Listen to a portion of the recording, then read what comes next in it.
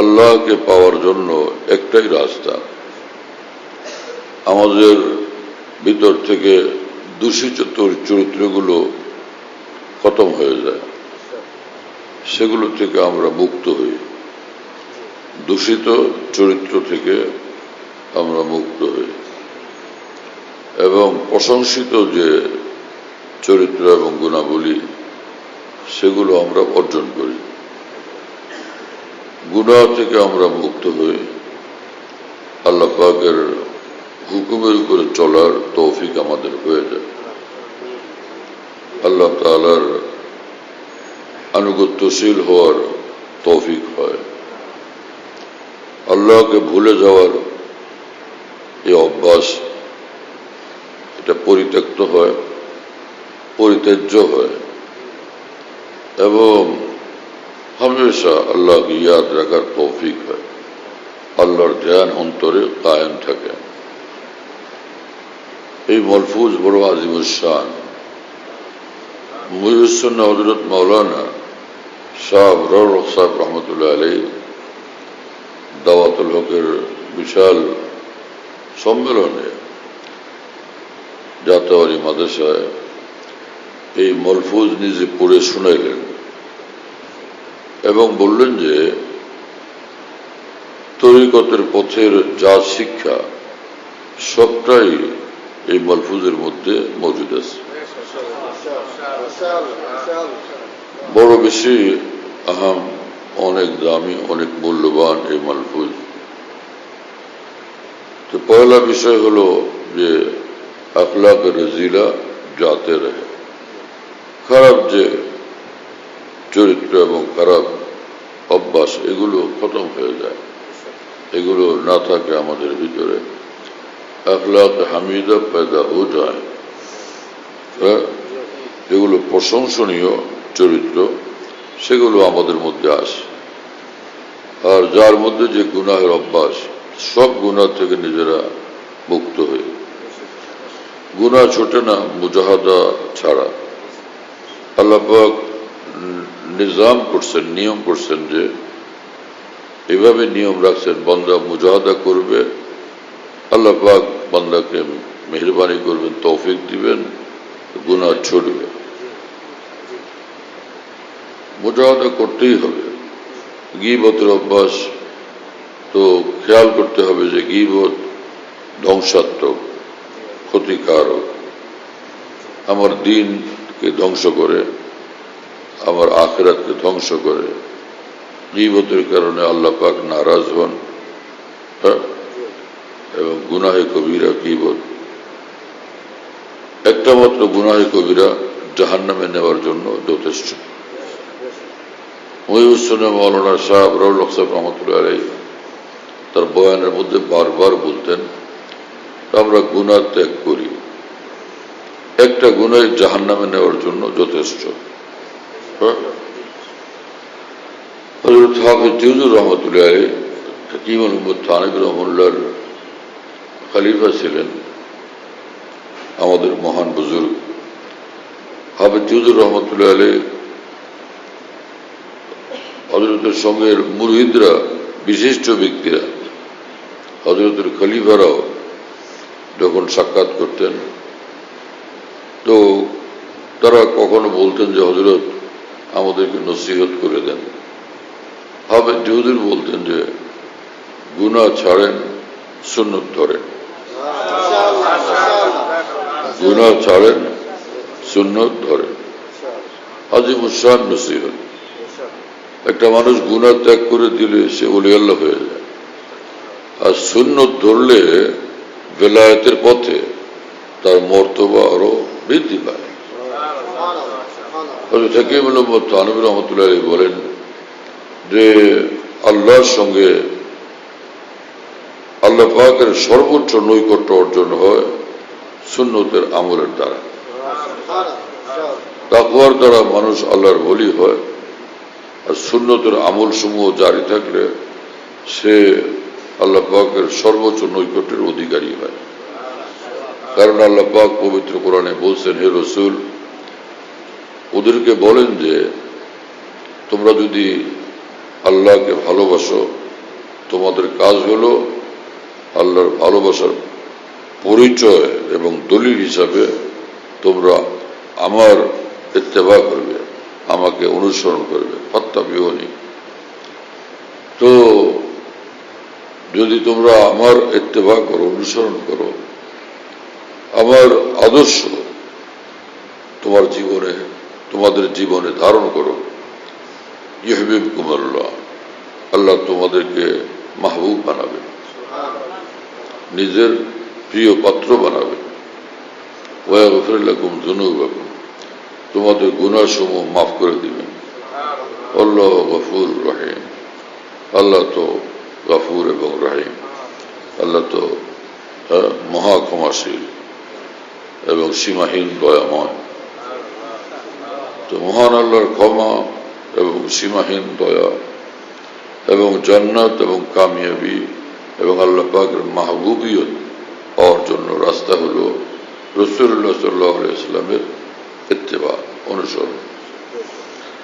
আউলিয়া কেরাম, বুজুর্গান দ্বীন যারা কামিলিন, তাদের কলব নূরওয়ালা, যে অন্তর নূরওয়ালা, সে অন্তর থেকে যে কথা বের হয় সেটা নূরওয়ালা, আর যে কথা নূরওয়ালা হয় সেটার মধ্যে ভীষণ তাসির হয়। নূরবিহীন কথার মধ্যে ওই তাসির থাকে না, নূরওয়ালা কথা ভীষণ তাসিরওয়ালা কথা। কি আজীব কথা! গুনাহ ছাড়েন, সুন্নত ধরেন, গুনাহ ছাড়েন, সুন্নত ধরেন।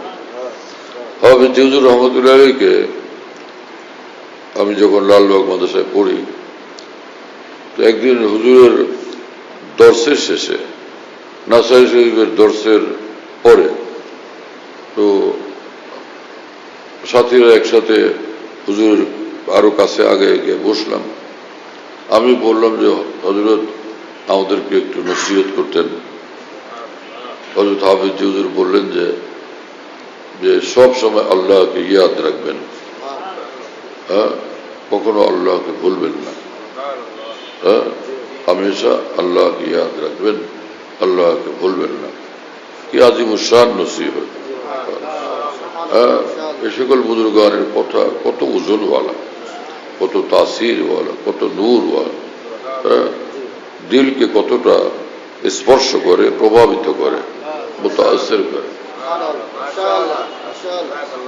সুবহানাল্লাহ তাআলা বিহামদিহি, হ্যাঁ, अजीब मामला। तो वहां से छूट जाए, गुनाह আমাদের থেকে ছুটে যায়।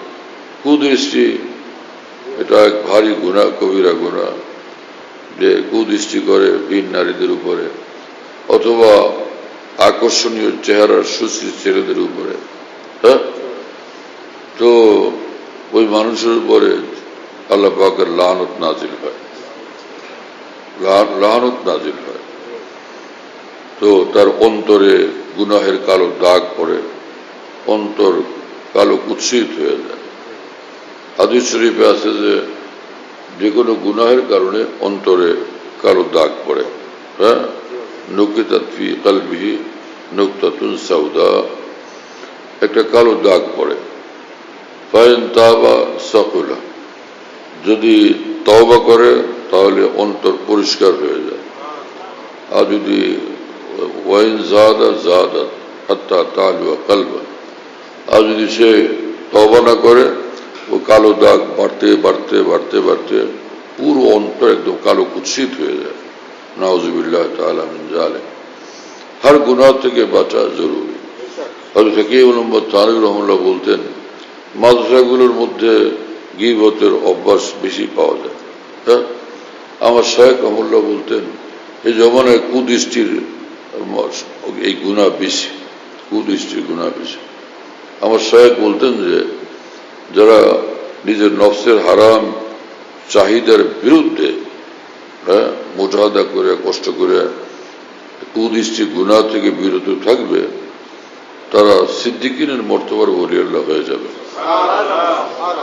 হযরতের কথার মর্ম ছিল যে এই গুনাহ থেকে বাঁচতে এত কষ্ট, এত মুজাহাদা করতে হয়, এইটা যার, এই গুনাহ থেকে বাঁচার পথে যার কামিয়াবি অর্জন হবে, সে হিম্মত করবে ইনশাআল্লাহ যে আর তাহলে কোনো গুনাই করব না।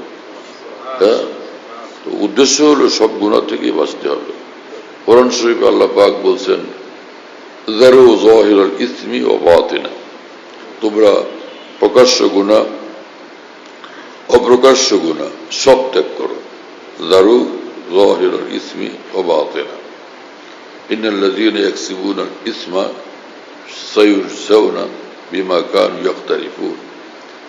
যারা পাপ কাজ করে, হ্যাঁ, অচিরেই তাদের এই পাপ কাজের জন্য পরিণতি ভোগ করতে হবে। নাউযুবিল্লাহি তাআলা মিন যালিক। হ্যাঁ, যে কোনো নেক আমলের দ্বারা নূর অর্জন হয়, আল্লাহ পাকের নৈকট্যের পথে তারাক্কি হয়, রহমত মুতাওয়াজ্জে হয়। এই বান্দার দিকে আল্লাহ পাকের রহমত মুতাওয়াজ্জে হয়, আল্লাহ পাকের সন্তুষ্টি প্রাপ্ত হয়। নেক কাজ আরেক নেক কাজের দিকে তাকে আগায় দেয়, আকৃষ্ট করে। আর যে কোনো গুনাহ আরেক গুনার দিকে টানে। গুনাহের কারণে বড় ক্ষতি হয়ে যায়, অন্তরের ক্ষতি, হ্যাঁ, জীবনের ক্ষতি, স্বাস্থ্যের ক্ষতি, পরকালের ক্ষতি, আল্লাহ পাকের অসন্তুষ্টি, আগে জাহান্নাম এবং শাস্তি। नाउज़ुबिल्लाह ताला मिन ज़ालिक।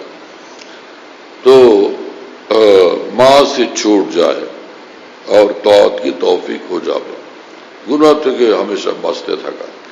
হযরত হাকিমুল উম্মত থানভী রাহমাতুল্লাহি আলাইহি বলেন, এক একটা গুনাহ থেকে বাঁচা লক্ষ লক্ষ নফল ইবাদতের চেয়েও বেশি দামি।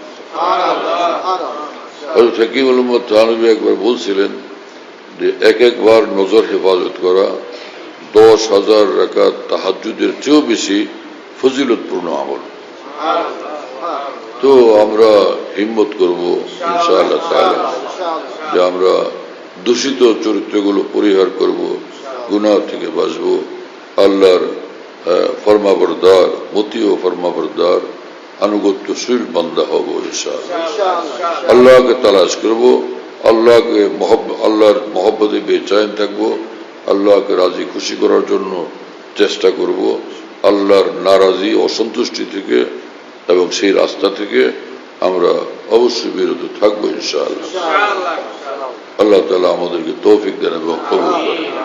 ওয়া আখিরু দাওয়ানা আলহামদুলিল্লাহি রাব্বিল আলামিন। সাল্লাল্লাহু আলা নবিয়্যিল কারীম। আমাদের ঢালকানগর খানকাহে যেখানে আমি আছি, আমাদের এখানে যদিও খানকাহ আমরাদি আশাফি আছে, কাছাকাছি আরেকটা আছে, তাই না? তো আমরা এখানে এই নামে এখন এটাকে বলি যে খানকাহ ইয়াদগারে হাকিমুল উম্মত। বলো, খানকাহ ইয়াদগারে হাকিমুল উম্মত বলো সবাই। খানকাহ ইয়াদগারে হাকিমুল উম্মত, মনে রাখো, বলো খানকাহ ইয়াদগারে হাকিমুল উম্মত। হাকিমুল উম্মতের স্মৃতি এখানে স্মরণকারী খানকাহ। হ্যাঁ, হাকিমুল উম্মতের কথাবার্তায় আলোচনা হয় আলহামদুলিল্লাহ। একটা নাম, কিন্তু তামাম আকাবের কথাই আলোচনা হইতে থাকে আলহামদুলিল্লাহ। বাইতুল হক জামে মসজিদ, ছাপড়া মসজিদ বলে, 5 তলা বিল্ডিং, ওটার নাম ছাপড়া মসজিদ। সেই পুরানো নাম এটা আছে। তো ছাপড়া মসজিদ, সেখানে প্রত্যেক ইংরেজি মাসের দ্বিতীয় বৃহস্পতিবার আসর থেকে রাত 10টা সাড়ে 10টা পর্যন্ত এখানে মাসিক ইজতেমা হয়। যাদের সহজে আসা সম্ভব আসবার চেষ্টা করবেন ইনশাআল্লাহ, মাসে একদিন ইনশাআল্লাহ তাআলা মজলিসের দ্বারা ফায়দা হবে। আল্লাহ তাআলা কবুল করেন। এখানে যে মাসিক মজলিস হয়, খোলাফায়ে কেরাম যারা আছেন সারা দেশে নিজ নিজ জায়গার থেকে মাইক লাগায় সেটা শোনার ইহতেমাম করলে ভালো হবে। কমপক্ষে এতটুকু যে এশার নামাজের পরে, সেদিন ইজতেমার দিন এশার নামাজের পরে যেটুকু মজলিস হয়, কিতাব থেকে পড়ে শোনানো হয়, তারপরে আমি নিজে মজলিসে বসি, হয়তো কথা বলি। তো সেই অন্তত এশার পরের অংশটুকু যেন সারা দেশের খোলাফায়ে কেরাম নিজের জায়গা থেকে শুনবার ব্যবস্থা করা নিরাপদে সম্ভব হলে সেটা করবেন। আল্লাহ তাআলা কবুল করেন।